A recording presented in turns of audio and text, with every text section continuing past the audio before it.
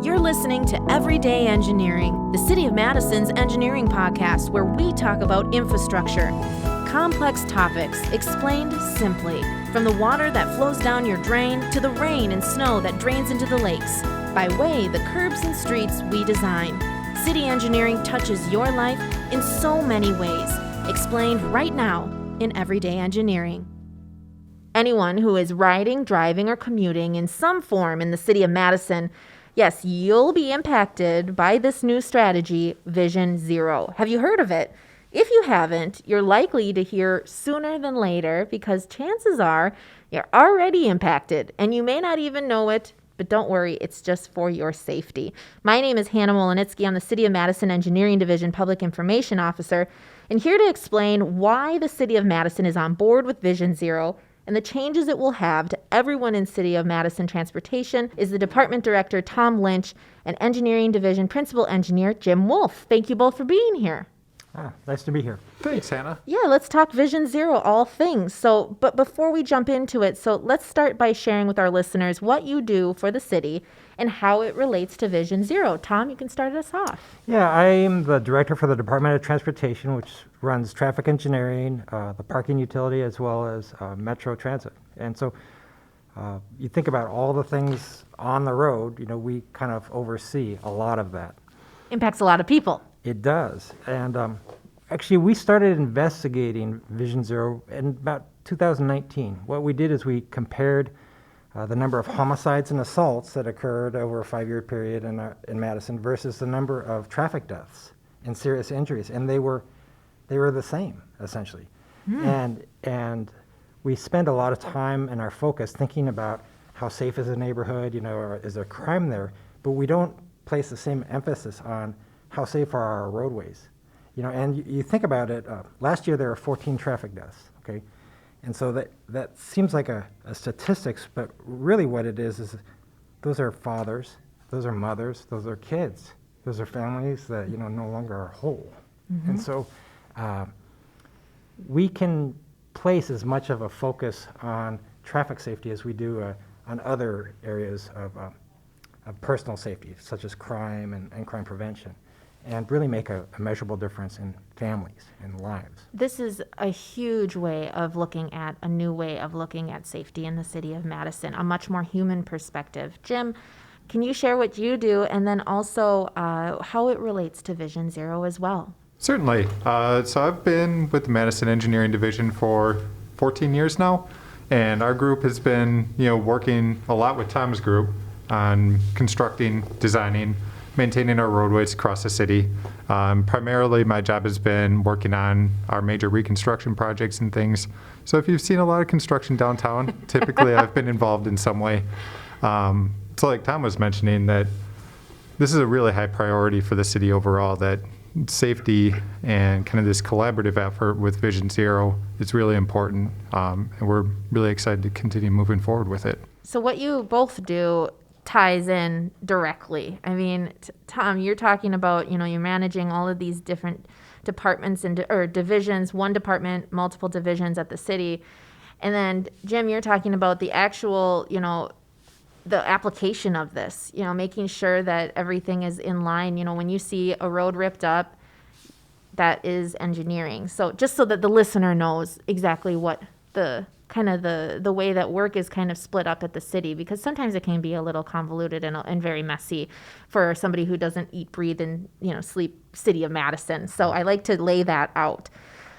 Vision Zero, I was doing a little bit of research, and outside of our city website, so Vision Zero, it sounds like it's a strategy to eliminate all traffic fatalities and severe injuries while increasing safe, healthy, equitable mobility for all. On its website, it says that it was actually first implemented in Sweden in the 1990s rather.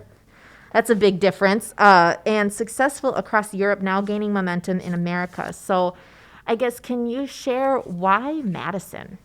Actually, a lot of our peer cities that we perhaps see, they are struggling with similar problems that we are enacting it. So a good example is Minneapolis. Minneapolis has been very progressive, let's say in their bike facility installation or whatever, and they've started to embrace Vision Zero. look at San Francisco, New York. And so it's really changing the paradigm. I'm going to say for decades. I'm going to say for the last, since the 1950s, a lot of transportation engineering has been about traffic efficiency. How do we move people through things? But traffic efficiency isn't necessarily traffic or people safety. And maybe we can get someone down East Washington 47 seconds faster. But if we lose 2 lives over 3 years because people can save that 47 seconds, is it really worth it? So we're changing kind of the way our priorities, the paradigm. What are our priorities? And I think we can move people efficiently, but we can look at safety a little bit harder and preserve families, I'm just going to say. Why is that important to approach it like that? I think when people think transportation or designing or roads or really, riding the bus or walking, biking, why is it really important for our residents or anybody in our community to know that we're approaching this from a human perspective, like you mentioned? I think we don't realize the impact that traffic fatalities have until you know someone who has been impacted by it.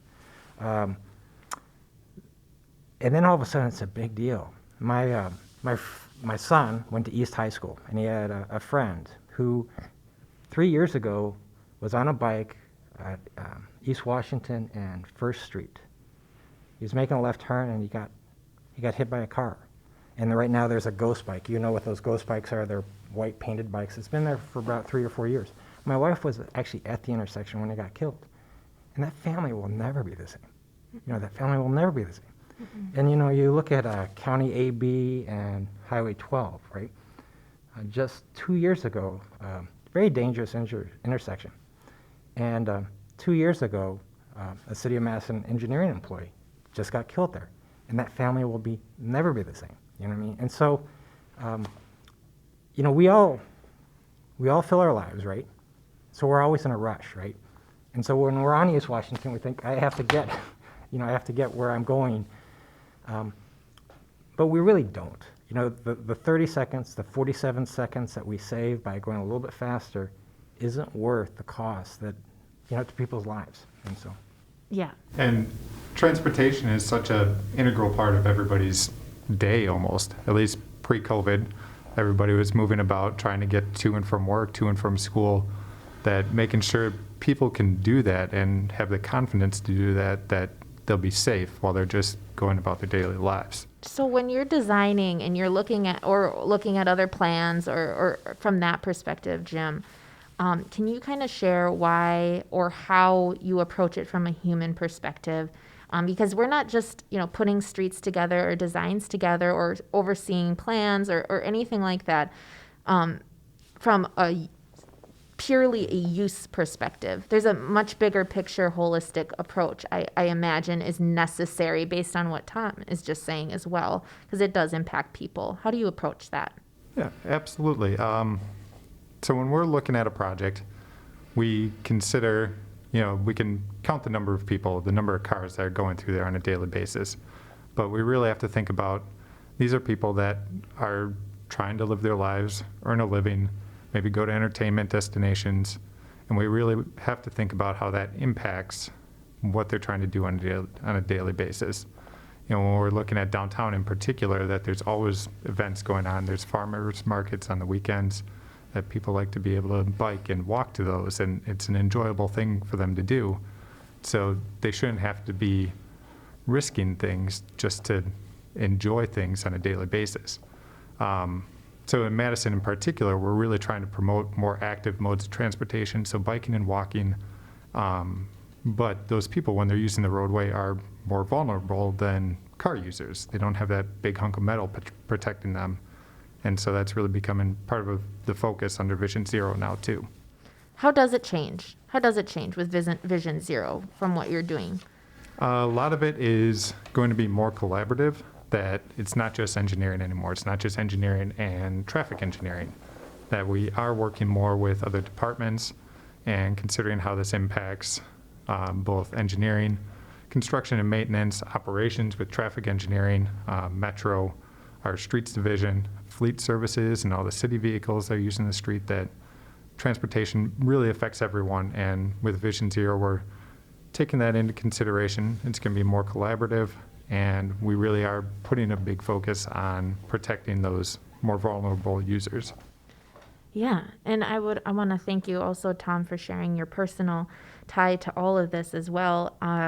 What are the big changes, I guess, that residents will see most immediately? And we're already seeing some speed limit changes. Those are the most obvious, right? Right in our face a little bit.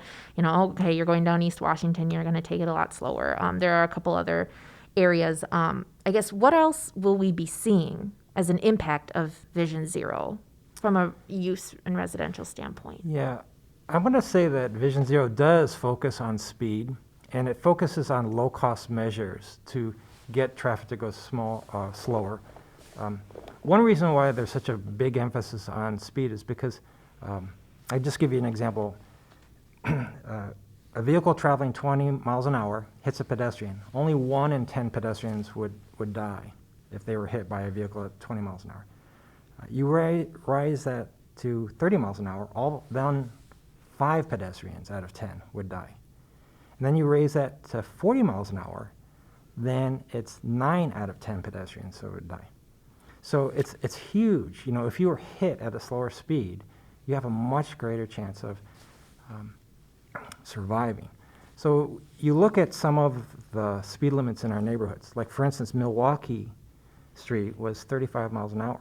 Mm-hmm. So that has houses on both sides, kids crossing. Mm-hmm. And essentially, 7 or 9 out of 10 people, if they were hit on Milwaukee Street at those speeds, would die. And that's Milwaukee Street's kind of like a neighborhood street. Similar things, for you could say John Nolan Drive, or Middle Point Road.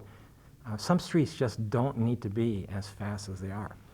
Now, just because we change the speed limit sign doesn't mean that all of a sudden everyone goes slower. Oftentimes we have to do physical changes to the road so that people feel like they want to go slower. Just recently on Packers Avenue, the Packers Avenue north of Northport had a resurfacing job, and they restriped it, and they made the lanes narrower. I think they put in a two-way left turn lane, and they did before and after speeds. And the before and after speeds, traffic traveled about 5 to 6 miles slower in the after condition with the narrower lanes. Just paint. This is just paint and signs than before. And so you think about that, 5 or 6 miles an hour, that's big. That increases the chances that someone who is hit will survive. And so those are the types of changes, relatively low cost, but have high impact on the safety of cyclists and pedestrians. I think you kind of hit on one of my questions I was going to ask is, really, does the 5 miles per hour difference really make a difference? Does that change really matter? I mean, from a driving perspective, for example, 5 miles, it's slower, but it's not that much of a difference. But it really, from a speed perspective, but from a human perspective, it makes all the difference. Yeah. And a lot of our roadways, the speed limits was developed or in the days when we were thinking about traffic efficiency, right? East Washington Avenue, I think it was at 35 miles an hour in the Near East corridor back when it was all car dealers, right? It was an auto-dominated with, I believe Don Miller was there, I think. It was just, well, now there's multiple high-rises with dwelling units. It's more pedestrian. There's no real reason why that section of East Washington Avenue should be 35 miles an hour anymore. It's not an auto-dominated corridor. It's a people corridor. Sure. And so that's an example where it was appropriate to lower the speed limit. And then, Jim, is it that hard when it comes to changing up the way we put these streets together when we're reconfiguring or resurfacing or redrawing or striping or painting them?